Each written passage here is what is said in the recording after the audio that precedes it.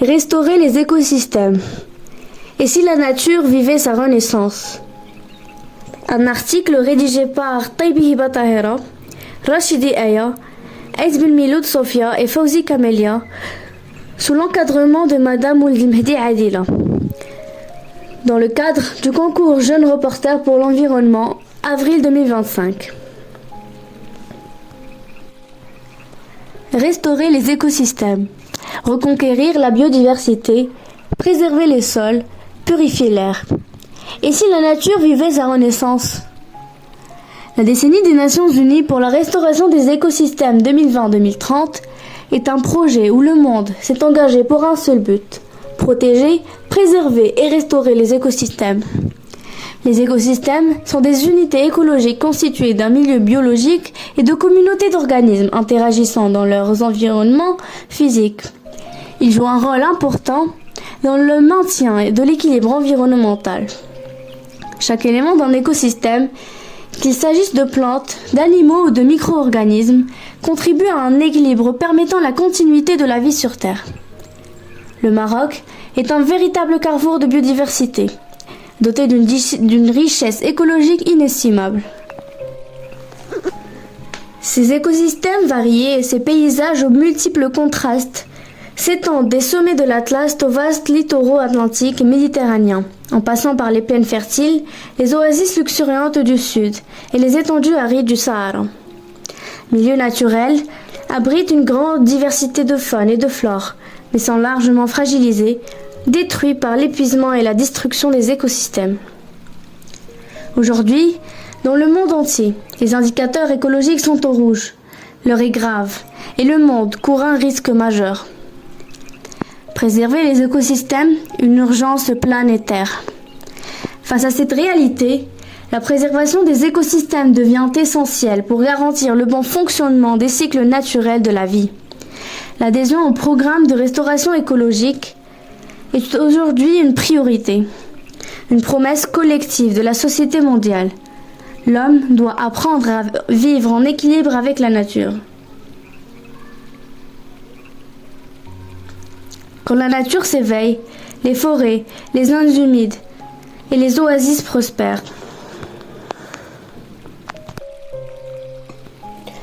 Au Maroc, plusieurs programmes ont été mis en place en mettant en avant les objectifs du développement durable, comme la sécurité alimentaire, la gestion de l'eau ou encore la lutte contre le changement climatique. Parmi ces initiatives, l'action phare concerne la reforestation et la réhabilitation des forêts, notamment dans le Moyen et Haut Atlas. Les forêts marocaines, bien qu'elles ne couvrent que 12% du territoire, jouent un rôle crucial dans la préservation de la biodiversité et la lutte contre la désertification. D'après M. Zouhir Amhaouch, chef de département de la Nef, le Haut Commissariat aux eaux et aux forêts et à la lutte contre la désertification a lancé de nombreux programmes de plantation d'espèces endémiques comme le cèdre de l'Atlas, l'arganier et le thuya. Ces actions permettent de restaurer les sols et de créer des opportunités économiques pour les populations locales à travers l'agriculture durable et l'écotourisme. Un autre domaine important de la restauration concerne les zones humides. Les zones humides comme la lagune de Marcheka, Al-Nador, ou les marais de Sidi Moussa, Al-Walidiya. Ces écosystèmes, fragiles, poursuit M. Amhaouch, sont essentiels pour la régulation de l'eau, l'accueil des oiseaux migrateurs et la pêche artisanale. Grâce à des projets de dépollution, de régénération des espèces aquatiques et de sensibilisation des riverains, certaines de ces zones connaissent une véritable renaissance écologique. La restauration des oasis dans les régions du Sud est également un enjeu prioritaire. Ces espaces menacés par l'ensablement, la salinisation des sols et la baisse des nappes phréatiques sont essentiels à la survie de nombreuses communautés rurales. Le Maroc œuvre pour préserver les palmeries à Marrakech, améliorer les systèmes d'irrigation traditionnels comme les khattara, en particulier dans la région de Sefilelt, et promouvoir l'agroécologie en circuit court à Casablanca, Agadir, Fès, Marrakech, Mohammedia et Rabat. L'engagement du Maroc ne se limite pas à des actions ponctuelles. Il s'inscrit dans des stratégies nationales comme la stratégie nationale de développement durable ou le plan Maroc vert lancé en 2008 qui intègre la durabilité environnementale dans les politiques économiques. Le Royaume participe aussi aux initiatives internationales. C'est de la décennie des Nations Unies qui, par le biais de ces organismes opérant localement, accorde une importance cruciale à la question de la protection et de la préservation de l'environnement et au développement inclusif et durable. Depuis plusieurs années, précise Madame Nadim, chargée du volet environnement au PNUD.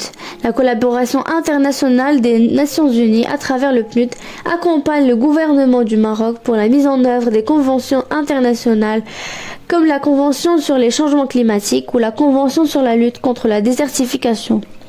Ceci se fait par le biais de plusieurs projets qui impliquent différents partenaires nationaux, à savoir les ministères, la société civile, les collectivités locales.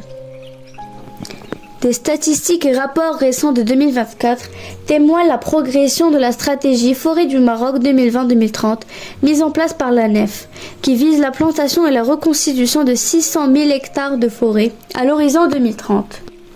Aujourd'hui, 25% de l'objectif est atteint, soit 150 000 hectares, d'après le journal électronique Média 24, publié en décembre 2024. Cependant, malgré les progrès réalisés, des défis subsistent, tels que le manque de coordination entre les différents acteurs, la pression démographique, les pratiques agricoles non durables et le changement climatique. Ces obstacles freinent parfois l'efficacité des projets. Pour y remédier, il est essentiel de sensibiliser les jeunes en renforçant l'éducation environnementale, d'encourager la recherche scientifique et d'impliquer davantage les communautés locales dans la gestion des ressources naturelles. La société civile, les associations, les fondations et les collectivités territoriales s'inscrivent dans cette dynamique pour initialiser les jeunes, la génération espoir, et les inviter à penser l'écologie à travers des engagements et des activités concrètes. Notamment la Fondation Mohamed VI pour la protection de l'environnement, qui en partenariat avec le ministère de l'Éducation nationale s'implique dans plusieurs projets dans le but d'intéresser les enfants et les élèves aux problèmes liés à l'environnement. Nous citons également la réserve de Sidi Bourraba, qui relève de la Convention de Ramsar pour la protection des zones humides. Ce centre d'éducation environnementale joue un rôle sensibilisateur en développant un programme éducatif et en recevant, selon un planning hebdomadaire, des groupes scolaires qui viennent visiter la réserve. Cette prise de conscience générale au niveau national et mondial se couronnera de solutions. Nous sommes là, non comme spectateurs mais en tant qu'acteurs. Une force collective qui apprend à vivre dans la nature et avec la nature. Chaque action, aussi modeste soit-elle, contribuera au changement global.